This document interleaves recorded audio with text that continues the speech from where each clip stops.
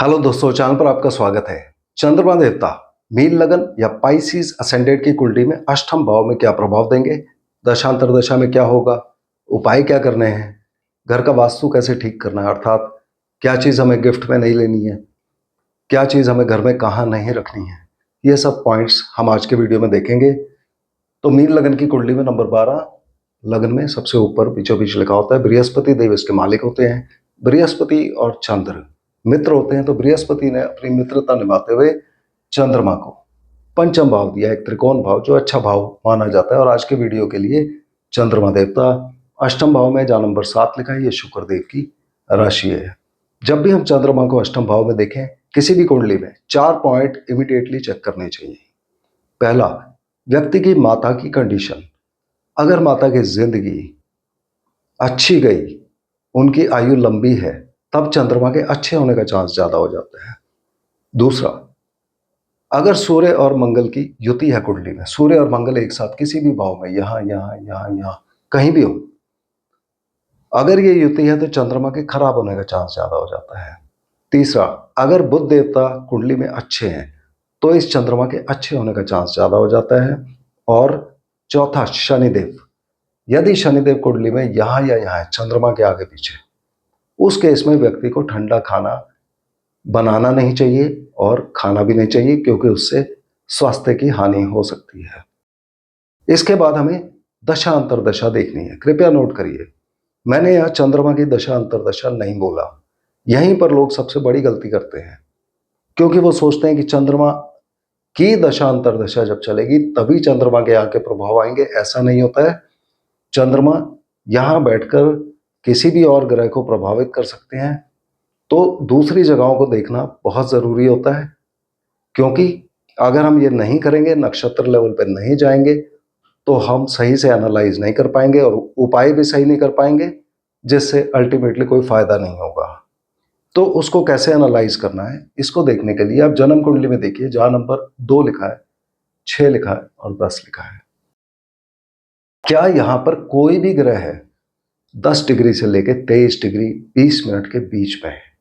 अगर कोई भी ग्रह यहां में इनमें से किसी भी भाव में है तो उसको नोट कर लीजिए। और यहां से जन्म कुंडली का काम खत्म हो जाता है, यह सबसे इंपॉर्टेंट एस्पेक्ट होता है। इसके बाद आपने कसपल चार्ट पे आ जाना है।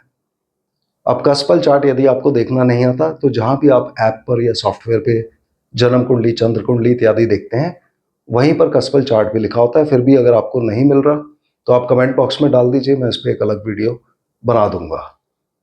तो कसपल चार्ट में आपका चंद्रमा अष्टम भाव में ही होना चाहिए, तब ये वीडियो यहां से आगे आपके लिए एप्लीकेबल है।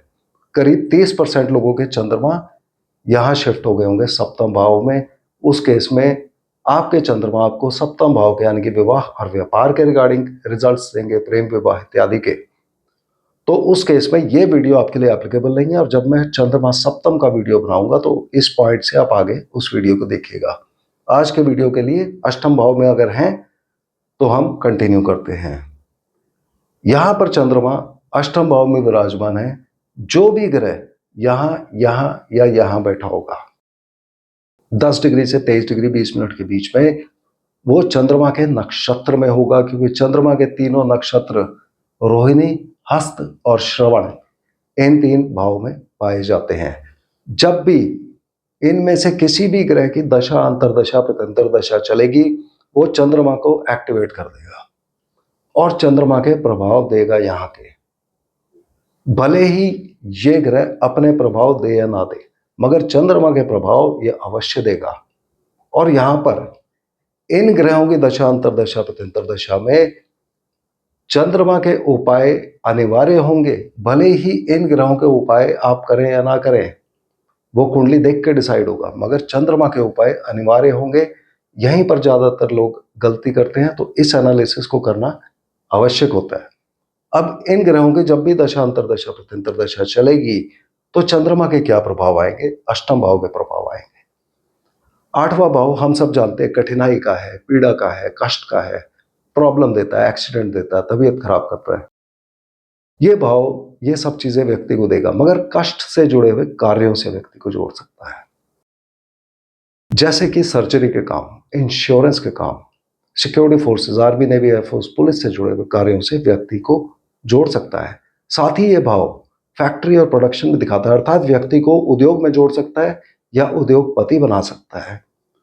कष्ट से जुड़ा हुआ पैसा व्यक्ति को मिल सकता है, जैसे कि इंश्योरेंस का पैसा, किसी की विल मिलना, या कोई लमसम में पैसा जैसे कि ग्रेच्युटी, पेंशन, बोनस इत्यादि व्यक्ति को इस पीरियड में मिल सकता है।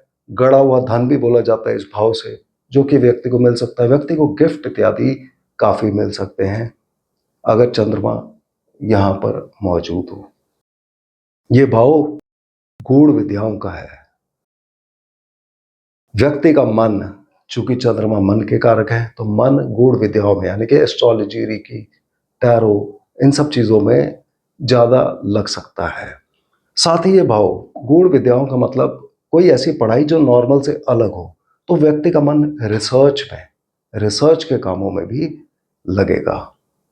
मगर अष्टम भाव जो है ये प्रॉब्लम भी देता है, तो प्रॉब्लम भी लगाए रखेंगे। अब चंद्रमा की राशि पंचम भाव में है। ये भाव त्रिकोण भाव अच्छा माना जाता है, तो इसके प्रभाव आएंगे या नहीं आएंगे। अगर ये भाव खाली है तो इसके पूरे प्रभाव आएंगे। अगर यहाँ कोई और ग्रह बैठा है तो यहाँ के प्रभाव बहुत कम हो जाएंगे। तो अगर ये भाव खाली है या कोई ग्रह नहीं है, उस केस में पंचम भाव अष्टम से जुड़ जाएगा, अर्थात संतान प्राप्ति में व्यक्ति को कठिनाई होगी, कहीं ना कहीं मेडिकल इंटरवेंशन की जरूरत होगी। व्यक्ति का प्रेम संबंध या तो टूट सकता है या छुपा हुआ हिडन सीक्रेट लव अफेयर हो सकता है। और यहां हमें याद रखना है 12 नंबर का साइन, 4 नंबर अगर यहां पर है तो चंद्रमा मन के कारक है, तो व्यक्ति का मन बहुत रोमांटिक होता है। भले ही वो उतना एक्शन ना ले उसके बारे में, मगर मन में इस बारे में विचार बहुत आते हैं। व्यक्ति काफी रोमांटिक रहता है, मगर इस केस में लव अफेयर में प्रॉब्लम होती है। इन्वेस्टमेंट्स में, जुआ, सट्टा, लॉटरी, इन सब में व्यक्ति को नुकसान होगा। शेयर मार्केट इत्यादि में व्यक्ति पैसा गंवा सकता है। अगर व्यक्ति कला के क्षेत्र में जुड़ा है, actor, actresses, musician, singer, dancer, painters, उनके लिए अच्छा हो जाएगा। और स्पोर्ट्स के क्षेत्र में यदि रुचि है, व्यक्ति स्पोर्ट्स में जाता है, तो वहाँ स्पोर्ट्स इंजरीज होने का चांस हो जाता है, उसके बारे में सावधान रहना चाहिए।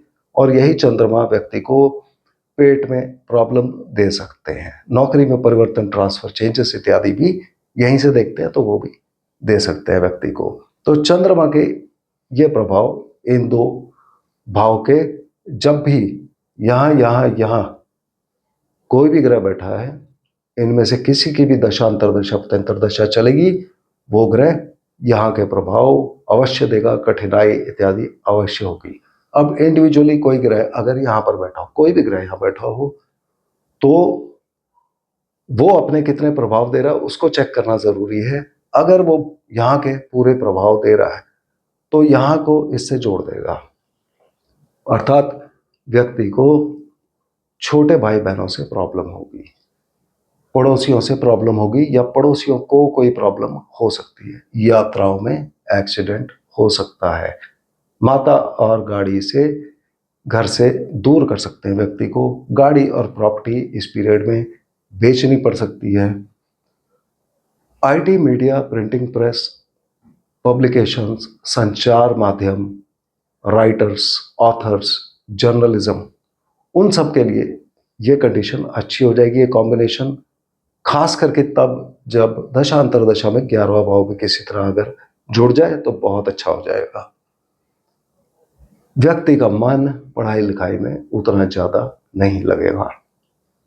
भले ही यहां पर शुक्रदेव हो जो स्वराशि होकर बहुत ताकतवर कहलाएंगे, मगर तब भी शुक्र की दशा अंतरदशा में ये प्रॉब्लम आएगी। और यहाँ पर उपाय, जो भी ग्रह यहाँ पर है, इसका हो या ना हो, चंद्रमा का अनिवार्य होगा। उसी तरह से यदि यहाँ पर कोई ग्रह बैठा है चंद्रमा के नक्षत्र में, जब भी इस ग्रह की दशा अंतरदशा प्रत्यंतर दशा चलेगी और यहाँ का प्रभाव ये दे रहा है, तो सप्तम भाव को अष्टम से और पंचम से जोड़ सकता है, अर्थात व्यक्ति को विवाह दे सकता है। प्रेम और विवाह जुड़ जाएगा, तो प्रेम विवाह हो सकता है, मगर वैवाहिक जिंदगी में प्रॉब्लम आएगी अष्टम भाव से। पार्टनरशिप बिजनेस व्यक्ति का अष्टम भाव से जुड़ सकता है, मगर फिर भी बिजनेस में अपने पार्टनर से धोखा होने का चांस बहुत ज्यादा हो जाता है इस पीरियड में। भले ही यहां पर बुध देवता मौजूद हो, बुध अगर यहां पर हुए तो वो भद्र योग बनाएंगे, जो कि ज्योतिष के सबसे अच्छे पंच महापुरुष योग में से एक होता है। तब भी यहां प्रॉब्लम देंगे। हम सोचेंगे कि बुध भद्र योग बना रहे हैं, बहुत अच्छे रिजल्ट आएंगे, मगर नहीं, बुध की दशा को चंद्रमा खराब करेंगे यहां से। मगर बुध के अपने अच्छे रिजल्ट, जो भी ग्रह 4, 8 या 12 में बैठे हैं, उनमें से कोई बुध के नक्षत्र में हो सकता है, तो बुध के अच्छे रिजल्ट इनमें से किसी ग्रह की दशांतर दशा में आएंगे। ये डिफरेंस हमको हमेशा समझना चाहिए। अगला पॉइंट, यहां पर जो ग्रह बैठे हैं, अब इसका केस अलग हो जाता है, क्योंकि 11वां भाव है लाभ स्थान, कुंडली का सबसे अच्छा भाव, जो हर तरह का इच्छा पूर्ति देता है, प्रॉफिट गेन्स, ये वाला भाव देता है। तो व्यक्ति को प्रॉफिट गेन्स मिलेंगे यहां पे, मगर यहां से कठिनाई भी मिलेगी। तो इस दशा में कठिनाई भी आएगी और लाभ भी होगा, दोनों चीजें होती रहेंगी व्यक्ति की। अगर दशा चल रही है जिसमें 11वां भाव जुड़ा हुआ है और अष्टम भाव ये जुड़ा हुआ है, तो अंतर दशा में जब भी कोई अच्छा ग्रह आएगा तो अच्छे रिजल्ट आएंगे, जब कोई खराब ग्रह आएगा तो वहां खराब रिजल्ट आएंगे। उसी तरह से दोस्तों के रिगार्डिंग अच्छे या बुरे रिजल्ट यहां से देखे जाएंगे, वहां दोस्तों से प्रॉब्लम हो सकती है। व्यक्ति चैरिटी के कामों में जुड़ सकता है इस पीरियड में। भले ही यहां पर मंगल देव बैठे हो जो अपनी उच्च राशि में होंगे, और मंगल देव धन भाव के मालिक होते हैं और यहाँ के मालिक होते हैं, फिर भी मंगल की दशा अंतर दशा प्रत्यंतर दशा में व्यक्ति को प्रॉब्लम होगी। परंतु इस चंद्रमा की दशा अंतर दशा प्रत्यंतर दशा में मंगल के अच्छे रिजल्ट्स आ सकते हैं, जिसको हम आगे चल के देखेंगे कि वो कैसे आएंगे। अब यहां पर उपाय भी जो होंगे, ये वाले ग्रह जब भी इनकी दशा अंतर दशा प्रत्यंतर दशा चलती है, इनके उपाय कुंडली के अनुसार देख के, और चंद्रमा के उपाय इनकी दशांतर दशा में आवश्यक होंगे। इसके बाद हमें चंद्रमा के अपनी दशांतर दशा कैसी जाएगी उसको देखना है। चंद्रमा यहां पर बैठ के अपना प्रभाव देंगे या नहीं देंगे, पॉइंट नंबर 1 आता है। दूसरा, वो किस ग्रह के नक्षत्र में बैठे हैं। यहां पर 3 नक्षत्र हैं, चित्रा, स्वाति और विशाखा, जो कि मंगल, राहु और बृहस्पति के नक्षत्र होते हैं। तो चंद्रमा डिग्री वाइज इनमें से किसी भी डिग्री में हो सकते हैं, किसी के भी नक्षत्र में। तो उसको देखने के लिए सबसे पहले आप चंद्रमा की डिग्री देखिए, उसके बाद आप देखिए 2, 6 और 10, जिन 3 भाव की बात की थी, ये इंपॉर्टेंट होते हैं। अगर यहाँ कोई भी ग्रह बैठा 10 से 23 डिग्री के बीच में, उस केस में चंद्रमा अपनी दशा अंतर दशा प्रत्यंतर दशा में हो सकता है अपने प्रभाव यहाँ के और यहाँ के उतने ज्यादा ना दे। मगर अगर यहाँ पर कोई ग्रह नहीं बैठा है, तब चंद्रमा के पूरे प्रभाव यहाँ के आएंगे, और यहाँ के अगर यहाँ कोई ग्रह नहीं बैठा हुआ, इस बात को पहले नोट कर लीजिए। अब चंद्रमा अगर यहाँ पर 0 से 6 डिग्री 40 मिनट के बीच में होते हैं, तब ये मंगल देव के नक्षत्र में होंगे, चित्रा नक्षत्र में। तो मंगल देव जहां भी कुंडली में होंगे, हमने पहले उसको देखना है। अगर यहां कोई ग्रह बैठा हुआ है, तो चंद्रमा देवता के इफेक्ट बहुत कम आएंगे यहाँ के, और मंगल देव के अच्छे इफेक्ट ज्यादा आएंगे। मंगल देवता धन भाव के मालिक है।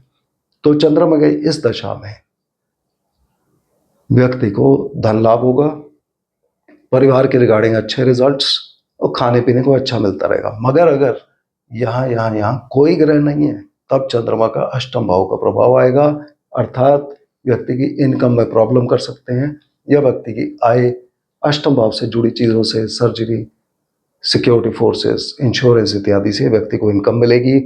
व्यक्ति की आय फिर भी कम होगी पर्सनल, मगर उसको बाकी सोर्सेस से पैसा मिल सकता है।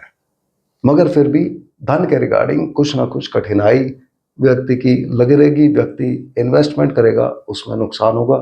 जुआ, सट्टा, लॉटरी इत्यादि से व्यक्ति को दूर रहना चाहिए। ये वाला भाव मंगल देव का, अगर ये भाव खाली है और या फिर मंगल देव स्वयं यहां बैठे हैं, उस केस में यहां के अच्छे प्रभाव, अगर चंद्रमा के प्रभाव कम आ रहे हैं तो यहां से व्यक्ति का भाग्य अच्छा रहेगा, व्यक्ति की लंबी यात्राएं होंगी और हायर एजुकेशन में व्यक्ति को सफलता मिलेगी, धर्म में रुचि होगी।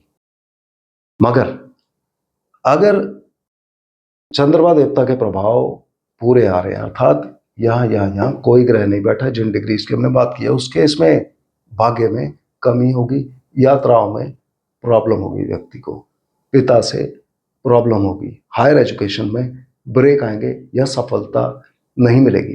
कहीं व्यक्ति ने अप्लाई किया वीजा इत्यादि के लिए, जैसे हम अप्लाई करते हैं, वो रिप्लाई उनके फेवर में नहीं आएगी। अगर मंगल देवता इस केस में यहां पर बैठे होंगे तो बहुत ही अच्छे प्रभाव आ जाएंगे। ओवरऑल कठिनाई के बावजूद व्यक्ति को सफलता मिलती रहेगी। इस तरह से हमने मंगल के रिजल्ट एनालाइज करने हैं और चंद्रमा के, और इस दशांतर दशा में चंद्रमा और मंगल दोनों के उपाय किए जाएंगे।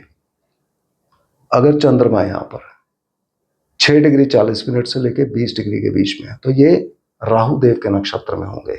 तो कुंडली में जहां भी राहु देव है उसके अकॉर्डिंगली रिजल्ट आएंगे। जनरली जो हमने देखा है, तीसरे और छठे भाव में राहु ज्यादातर लोग के लिए ठीक होते हैं, पर अदरवाइज राहु एक मैलेफिक प्लैनेट है, तो उनके उपाय जहां भी उनकी पोजीशन है उसको देख के ही करने चाहिए।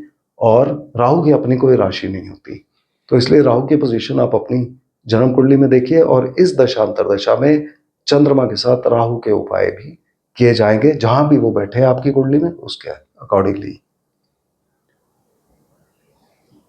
यदि चंद्रमा यहां पर 20 से 30 डिग्री के बीच में बैठे हैं तब ये लग्नेश बृहस्पति के नक्षत्र में होंगे। अब अगर यहां पर कोई ग्रह बैठा है, चंद्रमा के प्रभाव कम आ रहे हैं, तो व्यक्ति अपने बारे में सोचेगा, अपने आप को बढ़ाएगा, व्यक्ति में ज्ञान इत्यादि काफी होगा, बृहस्पति के प्रभाव में विजडम होगी, धर्म में रुचि इत्यादि व्यक्ति की रहेगी, टीचिंग लाइन में वगैरह वगैरह जा सकता है। अगर ये वाला भाव खाली हुआ तो व्यक्ति के प्रमोशन की बात होगी, प्रमोशन मिलेगी, पब्लिक में मान सम्मान, प्रतिष्ठा, व्यवसाय में उन्नति, स्टेटस बढ़ेगा व्यक्ति का। मगर अगर यहां कोई ग्रह नहीं हुआ, जिन डिग्रीज की हमने बात की, और चंद्रमा के इफेक्ट आ रहे हैं, उस केस में व्यक्ति का प्रोफेशन अष्टम भाव से जुड़ जाएगा, यानी कि व्यक्ति रिसर्च में यहां पर ज्यादा जा सकता है, क्योंकि बृहस्पति ज्ञान और नॉलेज के कारक होते हैं, या इंश्योरेंस, सर्जरी इत्यादि के काम वो यहां से व्यक्ति जा सकता है।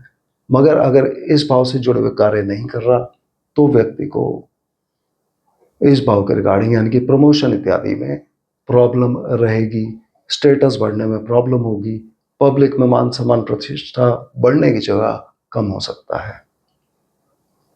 यहां पर उपाय चंद्रमा और बृहस्पति दोनों के किए जाएंगे, बृहस्पति की कंडीशन देख के कि बृहस्पति कुंडली में कहां पर है। तो इस तरह से हम चंद्रमा को एनालाइज करते हैं। अब इनके उपाय क्या करने हैं? उपाय के लिए हमें चंद्रमा की कारक वस्तुएं पता होनी चाहिए। तो कारक वस्तुएं इनकी होती हैं, किन चीजों को दर्शाते हैं? शिव जी, माता, पानी, दूध, चावल, चांदी, मोती, पानी से निकली हुई चीजें, समुद्र से जैसे सीप, शंख इत्यादि, साथ में घोड़ा दिखाते हैं, खास करके सफेद घोड़ा। तो ये सब आइटम हमें देखने हैं कि हमारे घर में ये आइटम घर के साउथ में ना हो। साउथ मतलब अगर हम घर के बीच में खड़े हो जाएं, अप्रॉक्सीमेटली सेंटर में, और सनराइज की तरफ देखें जहां से सूर्योदय होता है, तो हमारा दाहिना हाथ जिस तरफ पॉइंट करेगा वहां पर साउथ होगा। तो सेंटर में खड़े होकर आप साउथ में देखिए और थोड़ा सा लेफ्ट राइट उससे 10 डिग्री दोनों तरफ, उस एरिया में अगर चंद्रमा की ये सब कारक वस्तुओं में से कोई मिलती है और आपको कष्ट आ रहे हैं चंद्रमा के रिगार्डिंग, तो उन वस्तुओं को वहां से हटा के देखिए, थोड़ा सा शिफ्ट कर दीजिए और फिर देखिए आपको फायदा होता है कि नहीं। दूसरी चीज, यही सब आइटम हमको गिफ्ट में नहीं लेने हैं। या फ्री में नहीं लेने हैं। खरीद सकते हैं हम इनको, जैसे कि चांदी इत्यादि हम खरीद सकते हैं, मगर फ्री नहीं लेना किसी से। अब क्वेश्चन आता है कि घोड़ा तो नॉर्मली गिफ्ट में मिलेगा नहीं लोगों को, मगर ऐसा हो सकता है कि आपको घोड़े की फोटो कोई गिफ्ट कर दे, या कोई कीरिंग गिफ्ट कर दे जिसमें नीचे छोटा सा घोड़ा बना हो। तो वो चीज़ें अगर आपको गिफ्ट में मिल रही हैं तो आपको मना कर देना चाहिए। उसी तरह से शिव जी की फोटो या मूर्ति, माता का बेडरूम, माता तुल्य बूढ़ी स्त्रियों की फोटो अगर साउथ में लगी है तो उसको भी शिफ्ट कर सकते हैं। तो ये सब आइटम हमें गिफ्ट में नहीं लेने हैं, क्योंकि लेने से नेगेटिव एनर्जी हमारे अंदर आती है। मगर हम सोसाइटी में रहते हैं तो कई बार हमें गिफ्ट मिलता है, हम मना भी नहीं कर सकते। तो उस केस में जो भी आपको आइटम मिला, आप उससे मिलता जुलता आइटम उस व्यक्ति के नाम पे खरीद लीजिए। जैसे कि किसी ने आपको चांदी का कोई आइटम गिफ्ट किया, तो आप चांदी की कोई भी छोटी सी चीज़, उसकी कीमत की कोई बात नहीं होती है, उसको आप अपने पास उस व्यक्ति के नाम पे खरीद लीजिए। और जब भी अगली बार मिले 15 दिन, महीने, 2 महीने में, तो आप उसको वापस कर दीजिए। तो जो नेगेटिव एनर्जी आपके अंदर आई थी वो अब बाहर चली जाती है, वापस चली जाती है उनके पास। और यही फॉर्मूला हमने दान के लिए भी अप्लाई करना है कि अंदर से अगर हमारे ऊपर नेगेटिव इफेक्ट आ रहे हैं तो इन सब चीज़ों को अपने से दूर करना है दान के द्वारा। तो नॉर्मली चंद्रमा के दान में हम दूध और चावल दान दे देते हैं। किस दिन दान देना अच्छा होता है? सोमवार का दिन सबसे अच्छा होता है, बाकी हम किसी भी दिन दान दे सकते हैं। किसको दान देना है? चंद्रमा माता के कारक हैं, अर्थात माता तुल्य स्त्रियां या गरीब बूढ़ी स्त्रियां, उनको हमें ये दान देना है। कितना ही क्वांटिटी दान देनी है ये कहीं शास्त्रों में लिखा नहीं हुआ है। कोई भी क्वांटिटी आप दे सकते हैं, 100 ग्राम भी दे सकते हैं, 100 किलो भी दे सकते हैं, वो आपकी सामर्थ्य पर डिपेंड करता है। तो उसकी कहीं स्पेसिफिक फिगर इस चंद्रमा के बारे में नहीं दी गई है। तो इस तरह से हमें चंद्रमा को पूरी एनालिसिस करनी चाहिए। मुझे उम्मीद है आपने अपनी कुंडली से ये मैच कर लिया होगा। फिर भी यदि कोई क्वेश्चंस हैं तो कृपया कमेंट बॉक्स में आप डाल दीजिए। तो अगले वीडियो में हम फिर मिलते हैं, तब तक के लिए धन्यवाद।